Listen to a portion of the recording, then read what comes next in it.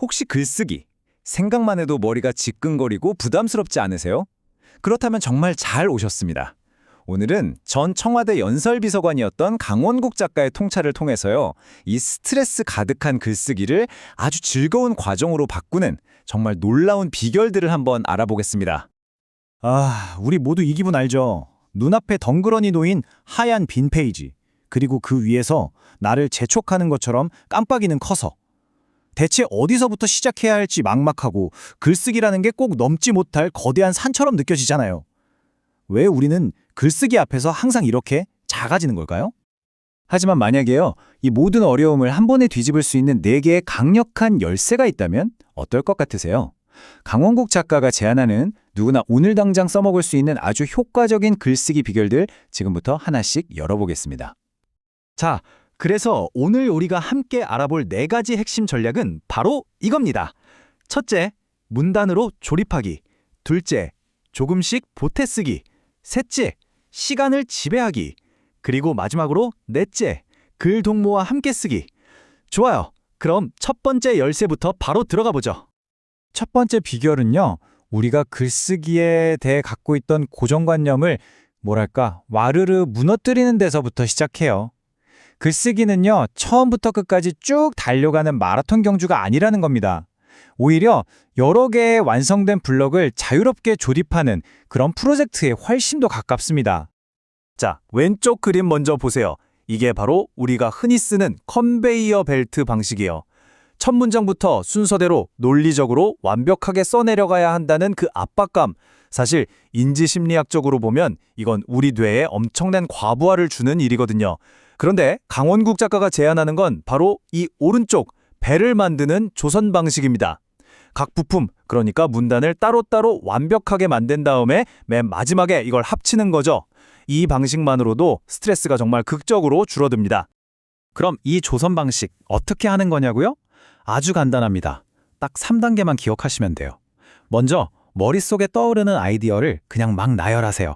그 다음엔 그 아이디어 하나하나를 완결된 문단 하나로 만드는 거예요. 그리고 마지막으로 완성된 이 문단 블럭들을 가장 자연스러운 순서로 조립만 하면 끝입니다.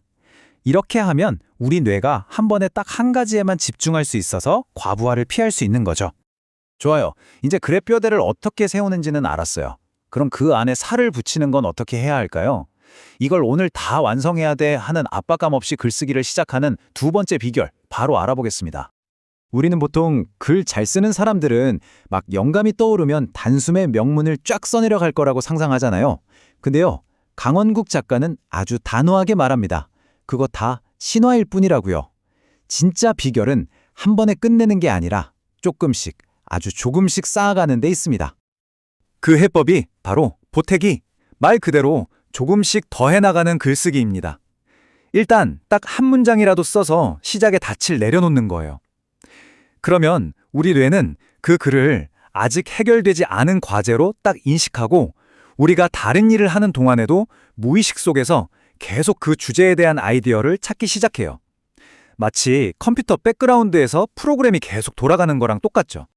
이 방식의 진짜 엄청난 장점은요, 아이디어가 숙성될 시간을 벌어준다는 거예요. 단숨에 써내려간 글이 즉흥적인 아이디어의 결과물이라면 이 보태기 방식으로 쓴 글은 시간을 들여서 깊이 발효된 그런 생각의 정수와 같다고 할 수 있습니다. 자, 세 번째 비결은 바로 시간입니다. 매년 우리를 쫓아오던 그 마감 시간이라는 적을요, 이제는 반대로 글쓰기를 도와주는 가장 든든한 아군으로 만드는 거죠. 자, 그럼 시간을 내 편으로 만드는 구체적인 방법 3가지 알려드릴게요. 첫째, 절대적인 시간을 투자해서 글감의 양을 확보하는 겁니다. 양에서 질이 나오거든요. 둘째, 스스로 마감 시간을 설정해서 뇌의 집중력을 강제로 끌어올리는 거고요. 셋째, 내가 가장 글이 잘 써지는 시간과 장소, 그 최적의 환경을 찾는 겁니다. 마감 시간을 정하면 뇌는 위기 속에서 글을 써내기 위해 모든 역량을 동원합니다. 이 말이 정말 핵심을 찌르는데요. 우리가 스스로 마감 시간을 정하면 우리 뇌가 이걸 진짜 위기 상황으로 착각한다는 거예요. 그래서 그걸 해결하기 위해 모든 잠재력을 끌어모으는 거죠. 우리가 시험 전날 밤에 갑자기 초인적인 힘을 발휘하는 거랑 사실 똑같은 원리입니다. 자, 이제 마지막 4번째 비결입니다. 어쩌면 이게 오늘 내용 중에 가장 혁신적이고 또 가장 따뜻한 방법일지도 모르겠어요. 글쓰기는 더 이상 외로운 벌이 아니라 함께 즐기는 협업이 될 수 있다는 생각의 전환이죠. 그 해답은 바로 글동무라는 아주 특별한 우리말에 담겨 있습니다. 글동무는 그냥 친구가 아니에요. 막연한 수많은 대중이 아니라 내가 정말 신뢰하는 단 한 사람의 독자를 정해놓고 그 사람을 위해 글을 쓰는 겁니다. 이것만으로도 글쓰기의 두려움이 설렘으로 바뀌는 아주 강력한 동기부여 장치가 됩니다. 글 동무가 있으면 뭐가 좋냐고요? 이 그래프를 보시면 바로 이해가 되실 거예요. 혼자 쓸 때 그 두려움은 확 줄어들고요.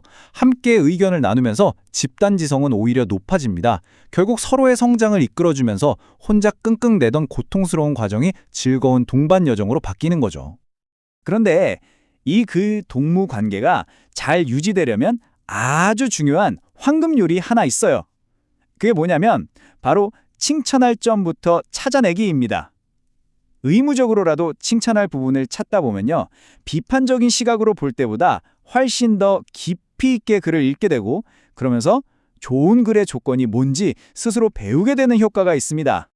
강홍국 작가 본인의 이 경험이 글동무의 핵심을 가장 잘 보여주죠. 막연한 대중이라는 공포스런 존재 대신 내가 가장 믿고 사랑하는 단 한 사람의 독자를 위해 글을 쓰는 것. 그것만으로도 글쓰기는 훨씬 더 즐겁고 쉬워집니다.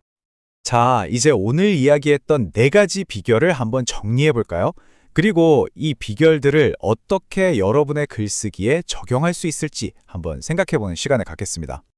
오늘 우리가 살펴본 4가지 비결의 핵심 아이디어 다시 한번 정리해드릴게요.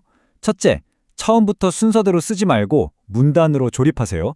둘째, 한 번에 끝내려 하지 말고 조금씩 보태 쓰세요. 셋째, 시간에 끌려다니지 말고 시간을 지배하세요. 그리고 마지막 넷째, 혼자 끙끙대지 말고 글 동무와 함께 쓰세요. 핵심은 글쓰기는 더 이상 고통스러운 노동이 아니어도 된다는 겁니다. 자, 이제 여러분 차례입니다. 오늘 알려드린 이 4가지 방법 중에 이건 나한테 진짜 필요하겠다 싶은 거 딱 하나만 골라보세요. 어떤 것부터 시작하시겠어요? 그 작은 한 걸음이 여러분의 글쓰기를 아마 영원히 바꿔놓을 겁니다.